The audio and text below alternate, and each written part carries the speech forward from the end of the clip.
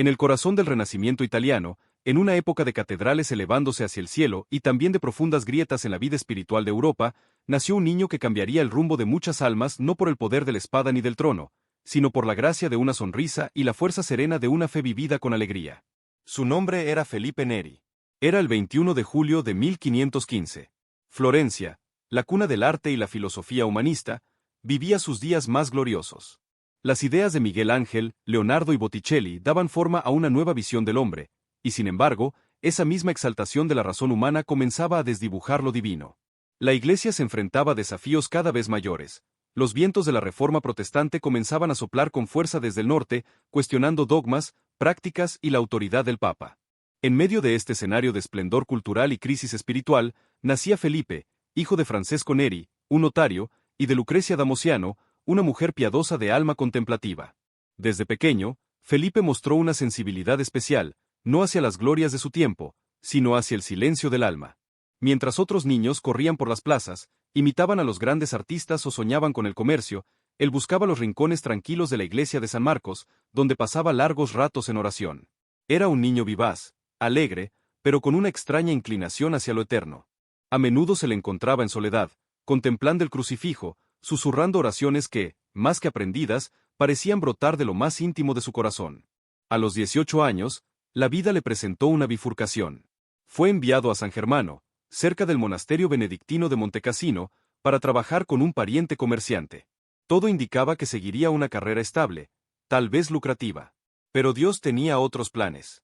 En los largos momentos de descanso, Felipe subía al monte y pasaba horas entre las rocas y los árboles, en oración, contemplando la creación, escuchando en el susurro del viento algo que el comercio no podía ofrecerle, la voz de un llamado. Un día, sin previo aviso, dejó todo. Como Abraham, salió sin saber a dónde lo llevaría el camino, confiando en que aquel que lo llamaba lo guiaría. Se dirigió a Roma, la ciudad de los papas, de los mártires, pero también la Roma herida, corrompida, confundida, necesitada de hombres nuevos que no temieran amar con locura. Allí, sin posesiones ni conexiones, comenzó una vida escondida, pero fecunda. Roma en el siglo XVI era una ciudad contradictoria. Por un lado, era el corazón de la cristiandad, la depositaria de siglos de fe y tradición. Por otro, era un lugar lleno de intrigas políticas, clérigos ambiciosos y decadencia moral. La Reforma protestante ya había comenzado su marcha devastadora, y la Iglesia necesitaba con urgencia almas dispuestas a vivir el Evangelio con autenticidad, no desde los púlpitos dorados, sino desde el ejemplo cotidiano. Felipe vivió primero como laico, entregándose al estudio, a la penitencia y, sobre todo, a la caridad. Por las noches visitaba hospitales, servía a los enfermos, consolaba a los moribundos. No necesitaba títulos ni investiduras, su sola presencia irradiaba una paz que transformaba. Su carisma era peculiar. A la profundidad de su vida espiritual se unía un humor desarmante, una ternura sincera y una humildad desconcertante. Mientras muchos se afanaban por parecer santos, él se contentaba con ser un simple servidor. Los signos de su vocación comenzaron a manifestarse con una intensidad que no pasaba desapercibida. En la vigilia de Pentecostés de 1544, mientras rezaba las catacumbas de San Sebastián, fue inundado por una experiencia mística que marcaría su vida para siempre. Sintió que un fuego lo atravesaba, una presencia divina que llenaba todo su ser. Su corazón, literalmente, se dilató.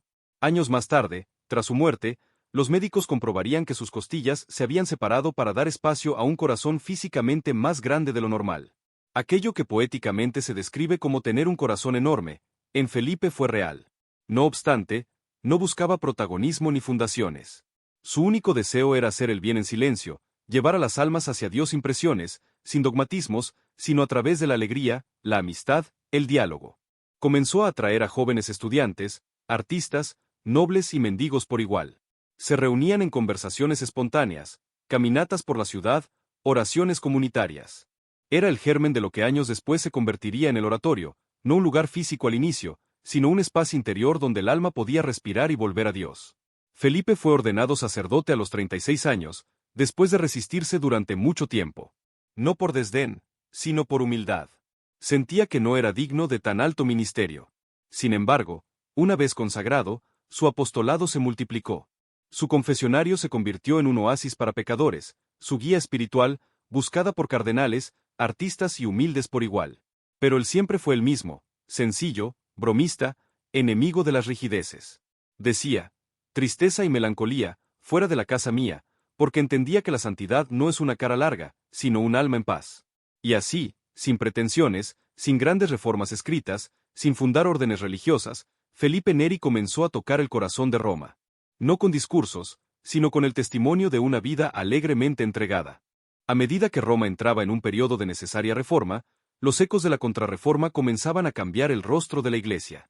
En medio de sínodos, decretos y concilios, había una figura que desentonaba con todo eso, y, sin embargo, transformaba más que muchos documentos, un sacerdote de cabellos desordenados, sonrisa permanente y túnica sencilla, caminando por las calles de Roma como si cada alma fuera un tesoro escondido esperando ser descubierto. Ese hombre era Felipe Neri. Los frutos de su apostolado comenzaron a cristalizarse en algo que él no buscó, pero que fue inevitable, una comunidad naciente. Los encuentros informales con jóvenes y adultos fueron tomando una forma más estructurada, sin dejar de ser profundamente libres. Así nació el oratorio, no como una congregación rígida, sino como un espacio de oración, lectura espiritual, canto y diálogo, donde las almas podían formarse sin temor ni apariencia. Allí no se imponía, se proponía. No se exigía, se invitaba. El oratorio se convirtió en una escuela de humanidad y de fe. Música, alegría, amistad, formación intelectual y servicio a los pobres se entrelazaban en una espiritualidad nueva, encarnada. Uno podía entrar herido y salir con el alma en calma. Así trabajaba Felipe, sin estridencias, sin condenas, solo con amor y dirección. Muchos se preguntaban cómo alguien tan aparentemente simple podía tener tanto impacto. Pero el secreto de Felipe estaba en su vida interior. Su oración era constante, ardiente, íntima. Pasaba noches enteras ante el Santísimo Sacramento, algunas veces en éxtasis, otras con lágrimas de compasión por los pecadores. Era un contemplativo disfrazado de hombre común.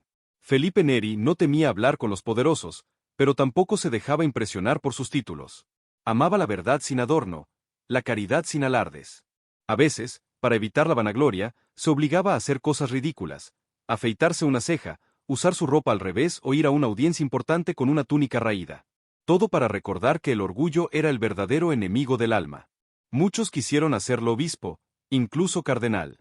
Y él, con el mismo humor con que corregía a los vanidosos, respondía con una carcajada y una negativa firme. Su lugar estaba en la calle, en los corazones, no en los tronos eclesiásticos. A pesar de su apariencia despreocupada, Felipe tenía una sensibilidad sobrenatural. Veía los corazones. Podía leer los pensamientos, sentir las angustias ocultas, y con una palabra, una broma o una exhortación directa, derrumbaba muros que ni los teólogos podían penetrar. Confesaba durante horas, pero cada penitente sentía que era único.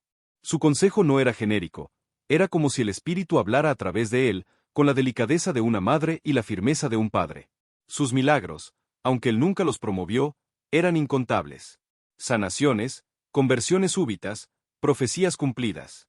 Sin embargo, lo más milagroso en él era su capacidad de cambiar el ambiente, de hacer de la virtud algo deseable, de convertir la santidad en una invitación, no en una carga. En sus últimos años, su fama se había extendido por toda Roma y más allá. Hombres de Estado, artistas, intelectuales y el pueblo sencillo buscaban su guía. Pero él seguía siendo el mismo sacerdote alegre que jugaba con los niños, que organizaba peregrinaciones cantadas por las 7 iglesias de Roma, que reía con fuerza cuando alguien se tomaba demasiado en serio a sí mismo. Su muerte llegó el 26 de mayo de 1595. Sabía que se acercaba su hora. La noche anterior, como solía hacer, confesó hasta tarde. Luego, con voz tranquila, pidió que lo dejaran solo.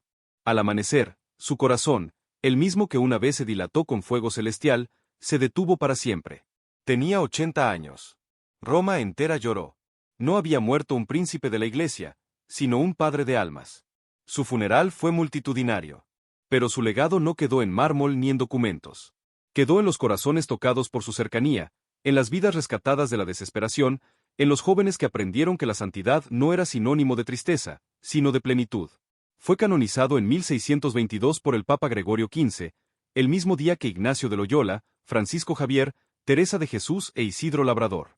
En esa ceremonia, la Iglesia reconocía que Felipe, sin fundar una gran orden, sin salir de Roma, había sido un renovador silencioso, una chispa de alegría en tiempos de tinieblas. Hoy, San Felipe Neri sigue hablándole al corazón moderno. En un mundo que corre, que compite, que presume, su vida nos recuerda que la humildad es más fuerte que el prestigio, que la alegría verdadera nace del alma reconciliada, y que no hay mayor poder que el de amar sin medida, sin esperar nada a cambio.